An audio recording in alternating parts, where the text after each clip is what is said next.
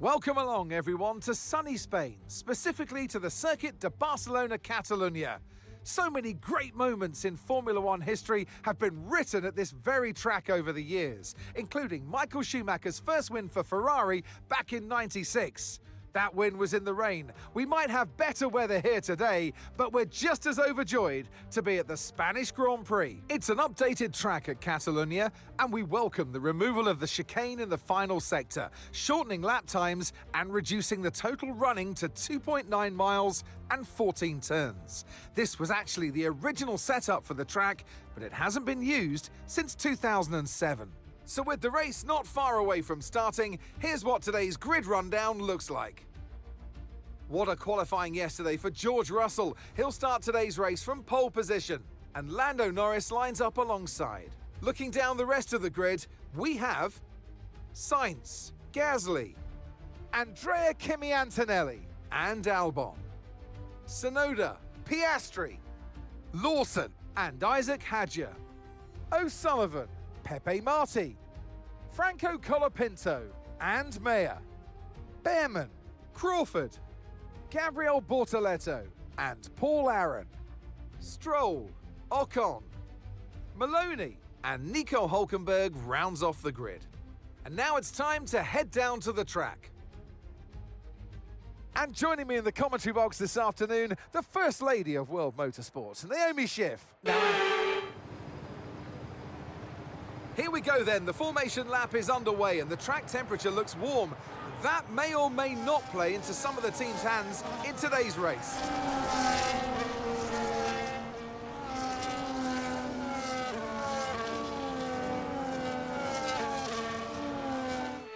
We're almost ready to start the race as the cars take their positions on the grid, with the drivers and teams making their final preparations.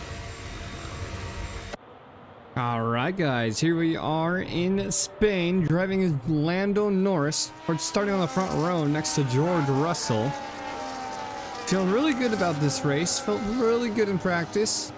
Qualifying was a little bit better. I was a little bit worried we weren't going to hit in the top 5, but we're looking pretty good so far for this race weekend. 5 red lights are coming on. Russell, Norris, Sainz, Gasly for our top 4. 5 red lights are off. Russell off to a good start. Norris trying to file in behind. Sainz and Gasly close behind as well. A lot of side-by-side action going on in the back. Let's see if we get some 3x3s. Not quite yet. Red Bull, Ferrari side-by-side. I think 5 or 6 rows of 2x2 or side-by-side throughout the grid. Coming through turns 2 and 3. The end of Sector 1 into Sector 2 as we're down the grid order, down to Ocon and Maloney.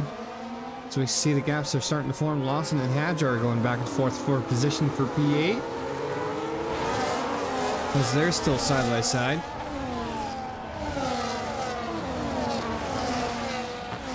Carlos Sainz leading Gasly in P3, Antonelli P5. Tsunoda, Albon, Hadjar, Lawson, Piastri for our top 10. Colapinto hanging on just outside the top 10. A little bit better performance for Maserati so far in the weekend.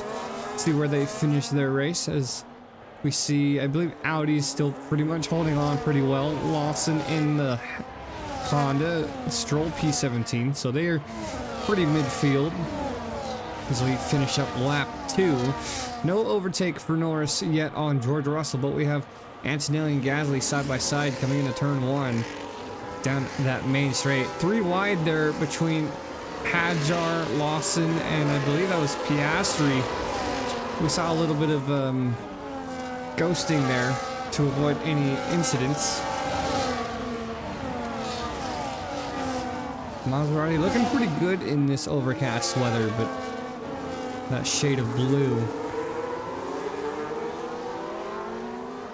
So everything's pretty mellow. Carlos Sainz about a second back behind Lando Norris. Antonelli's about 1.7. We're going on board with Russell, looking to make, and on board with Norris, looking to make an overtake on Russell. Hopefully by the end of this lap.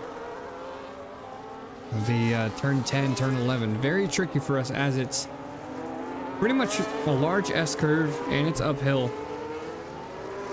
So the elevation change is a definite challenge for us. Here is our attempt on an overtake on George Russell. It's about half a second ahead, and he's losing time to George Russell ahead, so there's not going to be an overtake here for Lando Norris. But we're going to go ahead and see what we can do.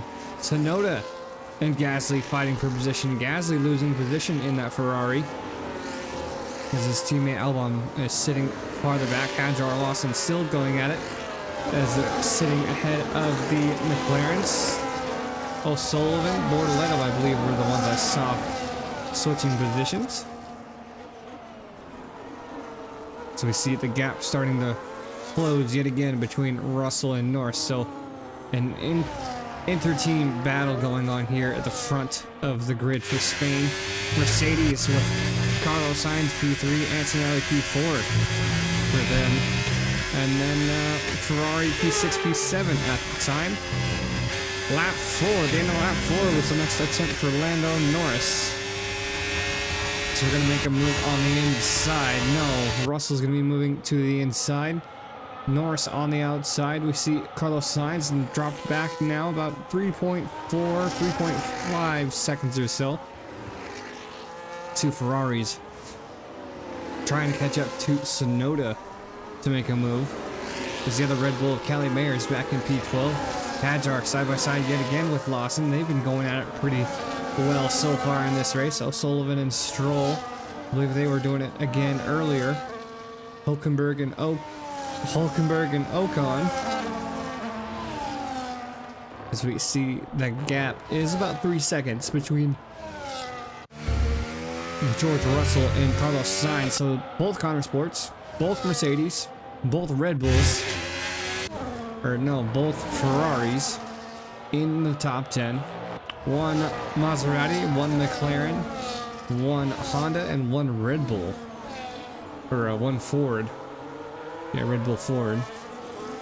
As the rest of the grid is pretty much spread out, other than McLaren. And there's a spin from Hadjar here in turn 10, turn 11. We're going to be switching over to a red flag here in this situation since he's stuck in the gravel pit. And that is going to be where we basically lose control for this red flag. Alright, if we play this right, we can get a nice advantage here. Let's have a think about how we handle the rest of this race. Alright, a red flag, and I think it was from a Red Bull. We saw the dark blue there in Sector 3, that left-hander after that main DRS section. Sector 2 to Sector 3. And I'm pretty sure it was a Red Bull. They were too far back to see who it was.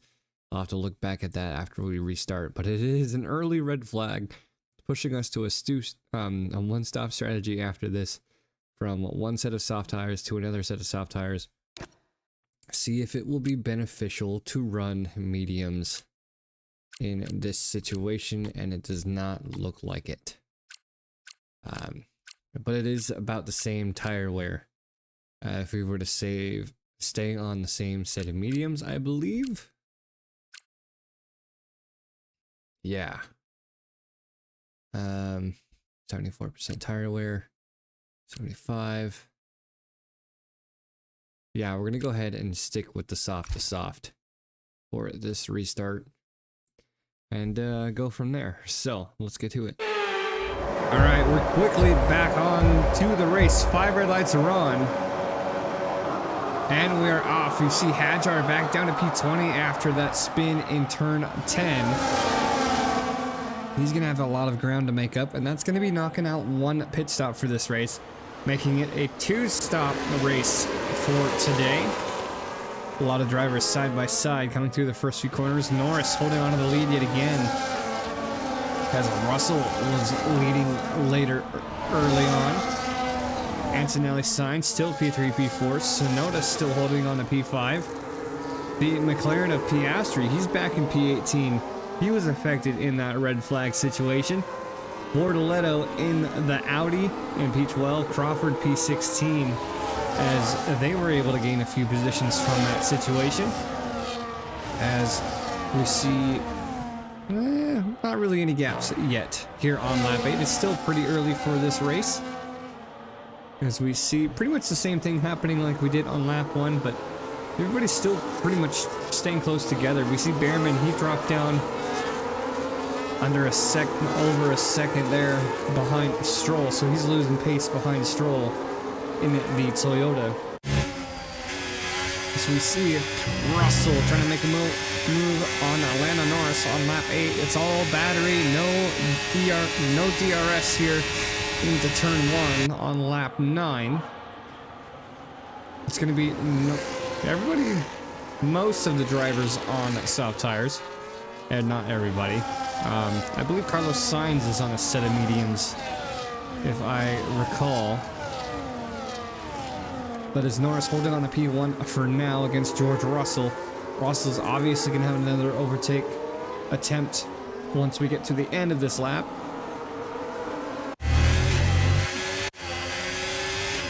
As we see how close he can get to Norris on the end of this lap. And here we are for another overtake. Antonelli's back about just under a second.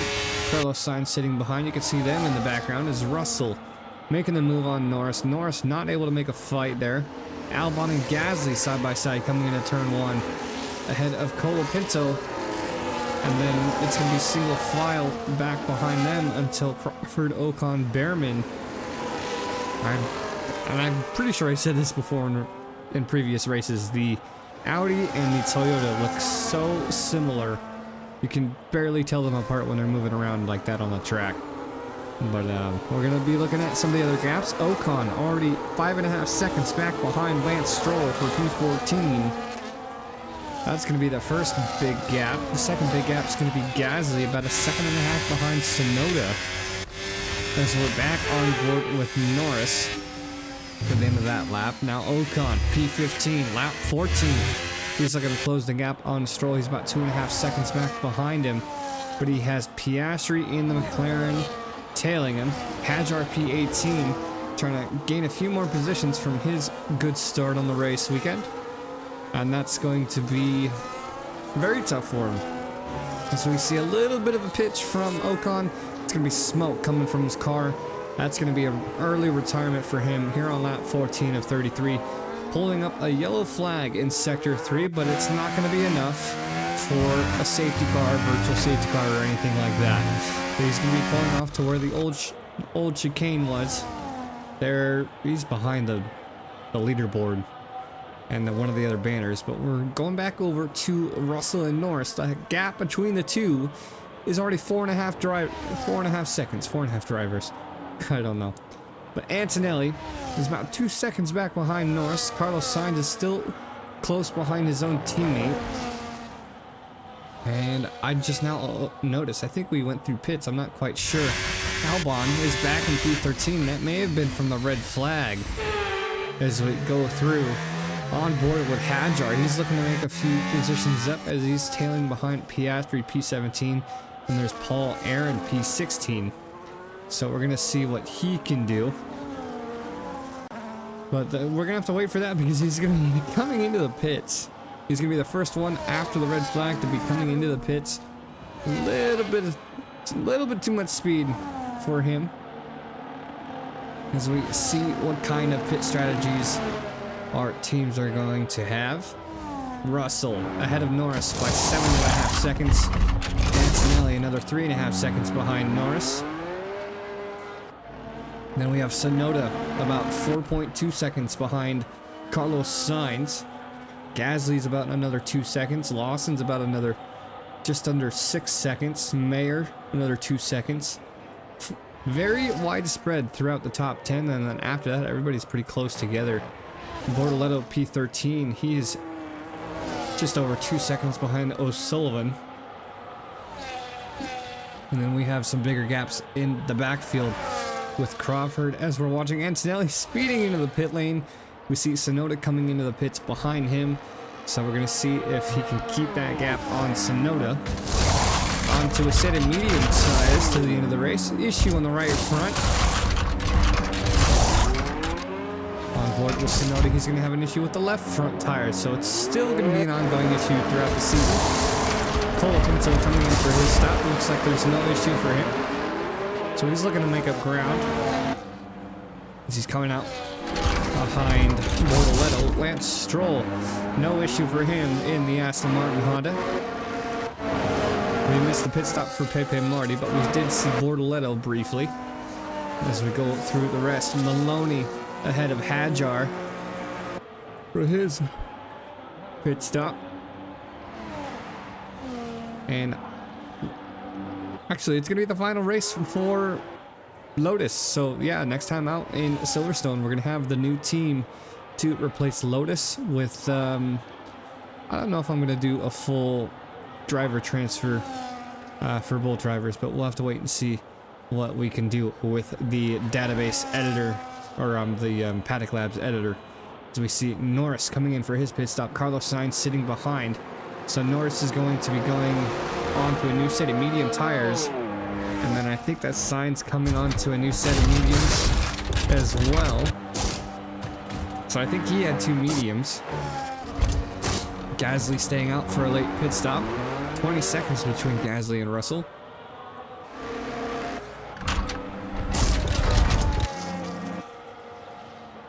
Look like an issue on the right front for Liam Lawson in the Aston Martin Honda, as we're on board with Antonelli. He's coming out ahead of his teammates. But it's going to be Gasly between the Konnersports, the 2 Mercedes, P4, P5, and then 2 Red Bulls. I think Callie Mayer has yet to pit. We're on board with Aaron Hulkenberg, Behrman coming in for his stop. Hadjar making up a few positions from these pit exits. He's going to be coming out just behind Paul Aaron, so he's going to be able to have some leeway on that. We see Sainz and Tsunoda switching positions. That's going to be a DNF from Carlos Sainz, actually. And what is going on here? Where is this? I think this is turn 6, turn 7. No, it's going to be coming around turn 3 as we're on board. Turn 3 and turn 4. It's going to be up. No, it's going to be, yeah, between turn 3 and turn 4. That's going to be an electrical failure for Carlos Sainz as we go to our F1 commentators. Well, the season has definitely been filled with action as we see race leader George Russell come into the pits for his final stop of the afternoon. Very action-packed today as Hadjar spun out and got stuck in the gravel trap of turns 10 and 11. And we don't want to forget the retirement for Carlos Sainz in Sector 3 that has yellow flags being waved currently. He was up in P5 behind Antonelli before what seemed like an electrical failure forced him to pull the car to safety, which is very unfortunate, as that puts more pressure on his teammate to score some much-needed points this weekend against Konnersport. That is correct. Konnersport is holding on to a slim lead against Mercedes, as a double podium for Mercedes would have put them ahead. But after the struggle for Russell in Monaco, I'm sure he's happy to have such a big lead on any of the other drivers today. We do have Konnersport's Casper Ackermann on the call from down in the pit lane. The year's been going pretty well for the team, hasn't it, Casper? I'd like to say it has. We had the setback with the breach of regulation, but it seems like the team has been able to keep the car competitive without any upgrades as of lately. It did seem like Norris and Russell were struggling a bit with tracks like Jeddah and Monaco. I believe Norris said it was like driving on ice in Monaco. Has there been any upgrades put on the car to help with that sort of thing? I wouldn't say it's an upgrade, but we have put on updated parts on both cars to help with aerodynamics on tracks like the ones you stated. The next few races on the calendar won't be too focused on that part of the cars, but we will see what they can do for tracks like Singapore. It is interesting to see what the team can do, especially after not being able to develop the car for nearly half a season. Kind of reminds me of Mercedes' dominance with Hamilton, but that's to stay with the previous regulation of cars as we see both of your drivers out front. Tell us, how's the rivalry been since the start of the season with how the previous year ended? The rivalry between Norris and Russell is there, and they joke about last season's championship here and there. The team is delivering a race-winning car to both of them, and it's showing that Norris has been able to push the car to greater lengths than Russell. But with how the middle part of the season looks, Russell has an opportunity to close that gap, or even retake the championship lead. Well, Casper, we're looking through the rest of the grid as your drivers are looking forward to a double podium. We thank you for your time as we just had Billy Monger roll into the commentary box. It's so nice to see you, Billy. How's the season been for you? I see what you did there about me rolling in Crofty, and the season's been great. It's nice to get back out and around the sport after a few years. That's great to hear. And if those watching didn't know, Billy here drove in F4 back in 2016 and 2017 and had a fatal crash where he lost both his legs. Hence why I made the rolling joke, but you don't mind at all, do you? No, not at all. It's been about 10 years now. I did want you here so you could share your thoughts on what it could be like to be a young driver that's made it to the top of the Formula Series. It's definitely a game changer, moving up from one series to the next, seeing the young rookies and even drivers in their second season on the grid. You can see that their progressions are small. Some have taken bigger leaps than others, and that's due to the team that's picked them up, which plays a major factor on a young driver's mental state.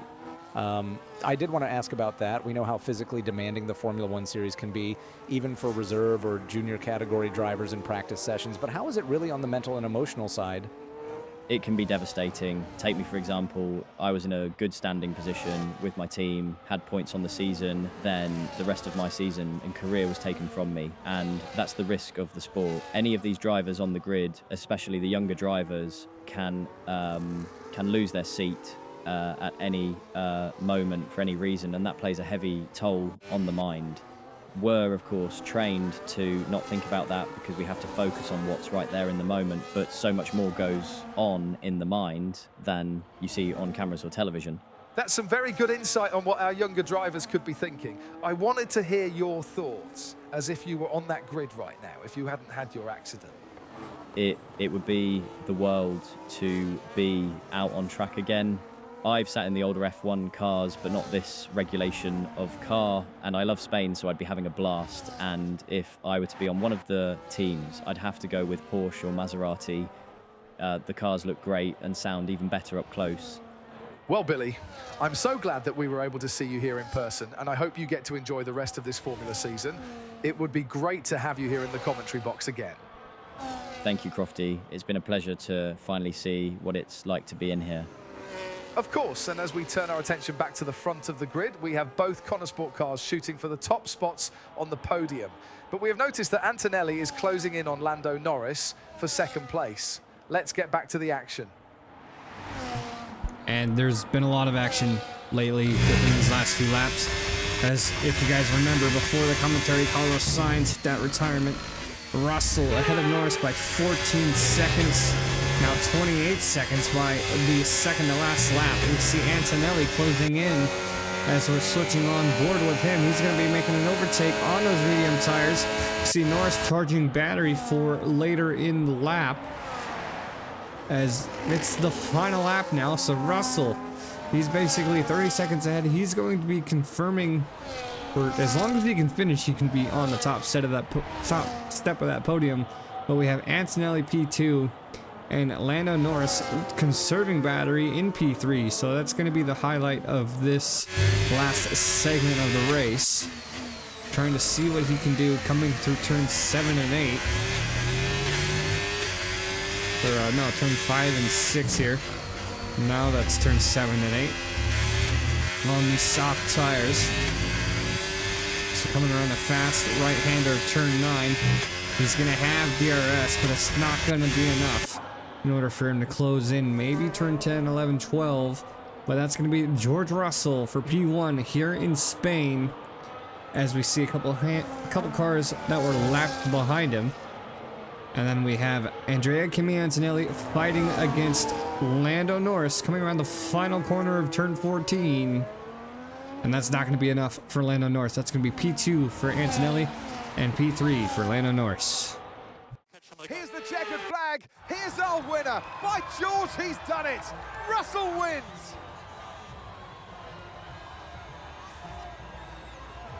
And the celebrations go on in Parc Fermé. You can see just how much this means to them. The team are absolutely mobbing their driver because you know that this keeps them in the title fight, and we now see what it means to them as a whole.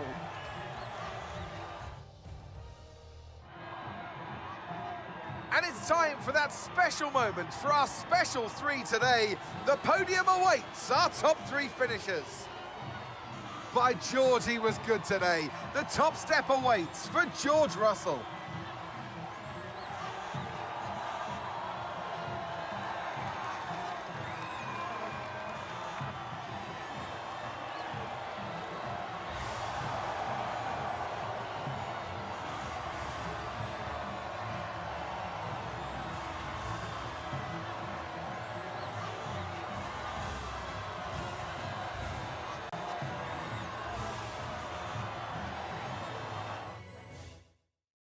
Well, what an end to another fantastic weekend of racing. Thanks to everyone who joined us, and we'll see you for the next one.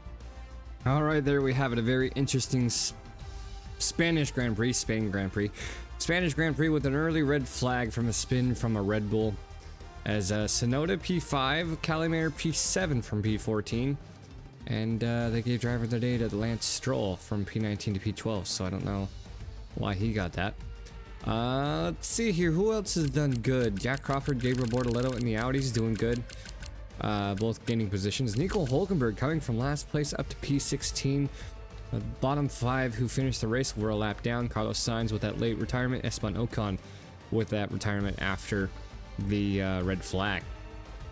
Isaac Hadjar, Zane Maloney, Paul Aaron, Oliver Behrman, and Nico Hulkenberg were all a lap down. Zach O'Sullivan surviving that. Down to P15 from P11. George Russell, looking at the standings, is trying to close in the gap on Carlos Sainz for P3 of the constructors standings. He's 1 point ahead of Oscar Piastri, who had a good finish today. 23 points between Lando Norris and Andrea Kimi Antonelli with that podium. And then Konnersport leads Mercedes by 6 points, so they are now ahead. Ferrari is at 115. They are down by 97 points, so it is still a Mercedes Konnersport battle as we lead to the I guess I would say it's a halfway point. Silverstone, after we finish Silverstone, that is the halfway point as we head into Spa. But yeah, so that's about it for us today. Lotus and Audi are still yet to not score any points on the season with, I believe, this race result. No, it was the last race result because we had to simulate, because we game crashed when we were trying to record the replay, so we won't be doing that again this time. And as always, I hope you guys enjoyed the video, and we'll be welcoming a new addition to the grid in place of Lotus in the next episode, so we'll have a team replacement there. I hope you guys are looking forward to that, because I know I am, and we'll see you guys in the next one.